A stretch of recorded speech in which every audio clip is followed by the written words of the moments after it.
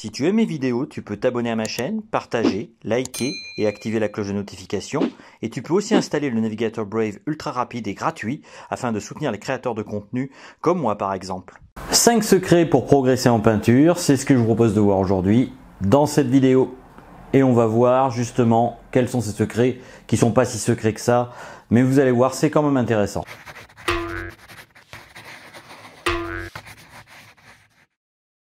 Bonjour et bienvenue sur cette chaîne.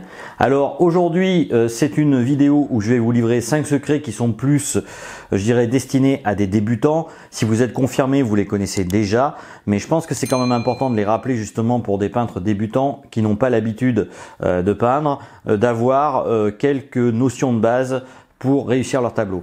La première chose qu'il faut faire lorsque l'on commence à peindre, c'est d'utiliser des pinceaux à manches longs. Souvent dans le commerce, on va vous vendre des pinceaux à manches courts. Le problème, c'est que ça vous permettra pas d'avoir assez de recul vis-à-vis de votre toile. Donc utilisez un pinceau à manches longues pour les premières couches en tout cas. Eh bien, ça peut être, disons, très avantageux.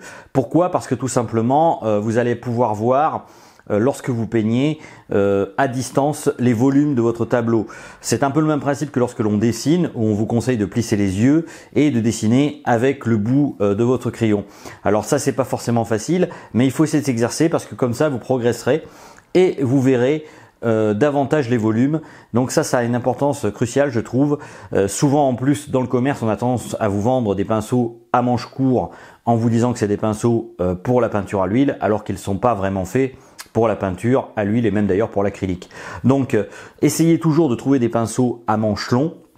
C'est très important parce que comme ça vous pourrez aussi calculer la dimension du sujet que vous êtes en train de peindre et vérifier les mesures, notamment lorsque vous regardez votre sujet. Alors je donne un exemple tout bête, c'est si je veux peindre par exemple mon visage, je regarde par rapport à la taille, je regarde au bout du pinceau jusqu'à à peu près l'extrémité et je vois à peu près la taille que doit faire mon sujet sur la toile si je reporte sur la toile.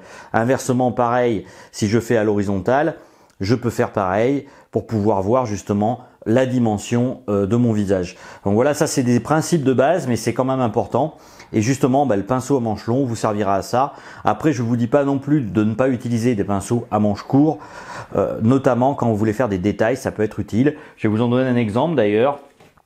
Vous avez des petits pinceaux comme ça à manches courtes qui sont des micro pinceaux et qui vous permettent donc de peindre davantage les détails. Alors ça vous en trouverez dans le commerce, notamment sur le site beaux-arts.fr. J'en ai commandé d'ailleurs récemment un set qui est pas très cher sur beaux-arts.fr. Et je vous conseille vraiment d'utiliser ce style de pinceau, c'est franchement aussi pratique, mais plus dans les détails et dans les premiers temps, peignez avec des plus gros pinceaux que ceux que vous avez habituellement, c'est-à-dire des pinceaux à manches longues. N'oubliez pas non plus, lorsque vous faites votre première couche, de mettre très peu de peinture, parce que dans les premières couches, on ne met pas de peinture de manière vraiment tartinée. Enfin, on ne tartine pas sa peinture, c'est-à-dire qu'on ne met pas de grosses épaisseurs de peinture, on essaye de mettre des couches fines et les plus légères possibles pour pouvoir par la suite justement forcer au fur et à mesure, c'est-à-dire que sur les dernières couches, on aura des couches beaucoup plus épaisses. On pourrait d'ailleurs dire que c'est un deuxième conseil, mais je l'ai pas mis dedans, c'était plus un rajout en fait par rapport au premier conseil qui va de pair avec le pinceau. Alors on va passer directement désormais au deuxième conseil. Deuxième secret, eh bien faire un bon croquis. Et pour faire un bon croquis, il faut apprendre à dessiner avec son cerveau droit. Alors qu'est-ce que je veux dire par là? C'est tout simplement arriver à se détacher des formes préétablies qu'on peut avoir dans son esprit. Lorsqu'on dessine un objet quel qu'il soit, on a tendance à se faire une représentation très schématique de celui-ci et donc à reproduire les erreurs de cette représentation schématique qu'on a à l'esprit. Alors en l'occurrence, par rapport à ça, ce que je vous conseille, c'est de lire l'excellent livre de Betty Edwards, Dessiner avec le cerveau droit, qui est très très intéressant justement sur ce sujet-là et qui vous montre à quel point on a des formes de dessin dans notre esprit qui nous empêchent de dessiner comme on devrait dessiner le sujet qu'on voit. C'est-à-dire qu'il faut apprendre à dessiner ce qu'on voit et quelque part à ne plus penser. Si on dessine en réfléchissant trop, en fait, on va complètement oublier la représentation qu'on voit sur le moment. Et ça, c'est important justement d'arriver à se détacher des modèles de dessin qu'on peut avoir dans l'esprit. Et donc, lire ce bouquin vous apprendra beaucoup de choses là-dessus. Moi, je l'ai lu en partie et je dois dire que j'ai appris pas mal de choses dessus. Donc, je vous conseille vraiment de vous le procurer si c'est faisable. Je vous mettrai un lien dans la description si ça vous intéresse d'ailleurs. Et vous pourrez vous le procurer si vous le souhaitez. Donc, dessiner avec votre cerveau droit, c'est très important, notamment pour faire votre croquis. C'était le deuxième secret que je voulais vous dire dans cette vidéo. Et on passe donc au troisième.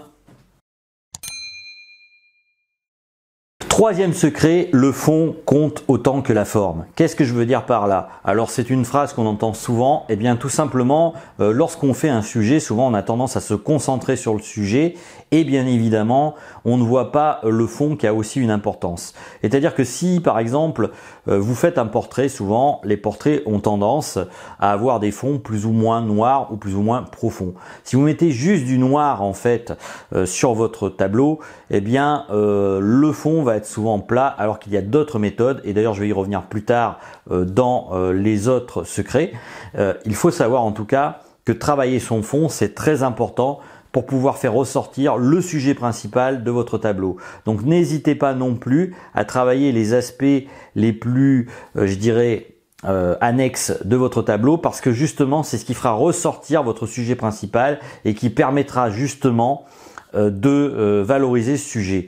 Si vous faites un très bon dessin et une très belle peinture de par exemple ce renard par exemple, mais si vous ne travaillez pas votre fond, comme vous pouvez voir d'ailleurs sur cette toile j'ai beaucoup travaillé le fond, eh bien votre sujet ne sortira pas, ne ressortira pas en fait de la toile et il aura même un effet un peu plat.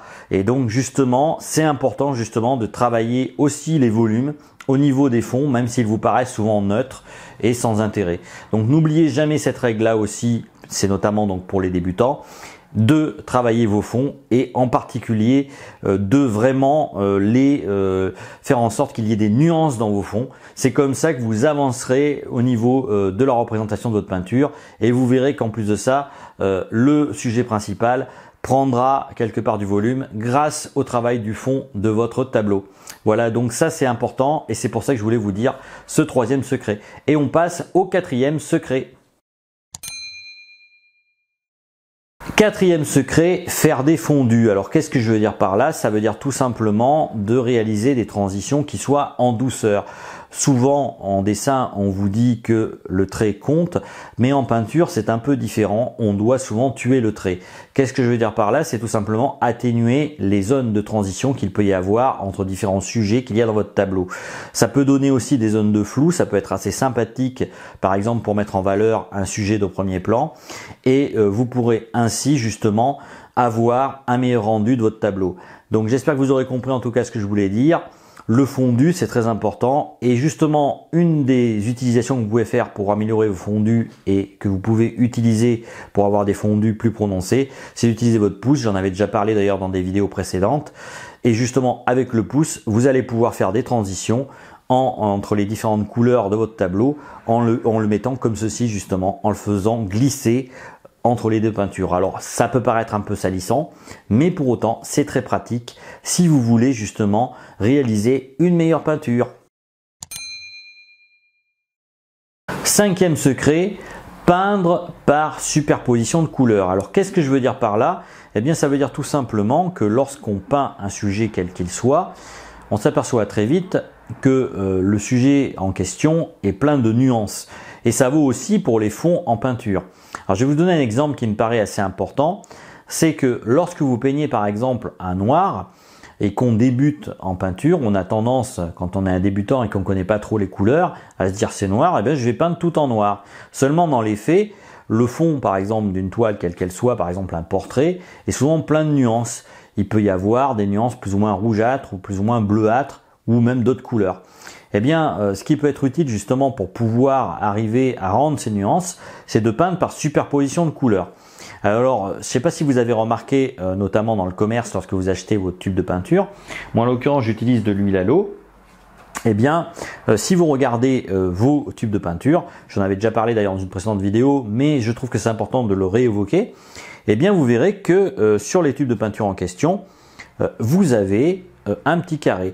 Et ce petit carré vous signale en fait si votre peinture est opaque ou transparente. Là en l'occurrence, si on regarde ce tube de peinture qui est donc un jaune de Naples rouge, eh bien vous verrez que le petit carré, eh bien il est totalement noir. Si on regarde par exemple sur cette peinture là, donc qui est par contre là du jaune primaire permanent, eh bien vous allez, enfin du jaune permanent moyen, excusez-moi, eh bien vous allez voir que le carré lui est semi-transparent parce qu'il est pas totalement noir.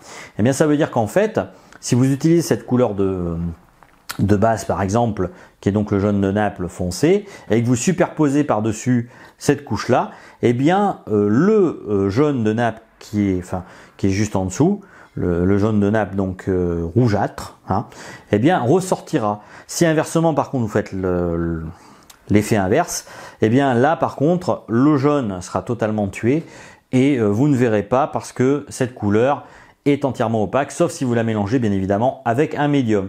Donc prenez bien en compte cet aspect des choses. En peinture, on peint souvent par transparence. C'est ce qu'on appelle aussi quelque part faire des glacis.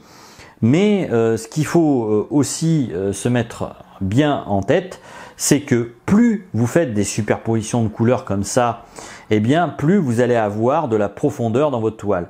Alors j'en veux pour exemple, si vous avez un noir, si vous voulez représenter un noir et que vous mettez un noir totalement uni, votre toile va avoir une impression plate, enfin ça va avoir l'impression d'être plat. Et pourquoi? Parce que tout simplement, vous aurez mis un noir par exemple d'ivoire qui sera totalement plat et donc vous n'aurez pas cette profondeur que vous retrouvez dans certains tableaux classiques. Eh bien, pour obtenir cette profondeur, tout simplement, vous pouvez mettre par exemple une couche de bleu au départ, puis en superposant des couches de brun ou des couches de sienne brûlée, vous allez obtenir un noir avec une certaine profondeur et donc il va vous donner un certain volume à votre tableau. Donc ça, c'est un exemple parmi d'autres, mais en peinture, il y en a plein. Et si j'ai un conseil à vous donner, penchez-vous bien évidemment sur toutes ces questions de transparence et de volume et vous verrez que vous pourrez considérablement améliorer vos peintures. Donc voilà, ça j'y reviendrai par la suite d'ailleurs sur une vidéo que je vais faire prochainement sur les harmonies de couleurs. Et si ça vous intéresse, bien évidemment, n'oubliez pas de vous abonner à la chaîne. C'est ce qui me permet aussi de monter dans les algorithmes de YouTube. Et puis, sans parler du fait que vous serez informé des dernières vidéos qui sortent sur ma chaîne. Donc, sachez, pour information d'ailleurs, que j'en sors une par semaine, le vendredi généralement à 13 h. Voilà, cette émission se termine pour aujourd'hui. J'espère que vous avez apprécié les conseils que j'ai pu vous donner. Comme toujours, bien évidemment, vous pouvez télécharger le guide PDF gratuit qui est sur mon site web. Visitez mon site, pourquoi pas, et me soutenir de la manière que vous souhaitez. Quant à moi, je vous dis à bientôt pour une autre vidéo. Ciao!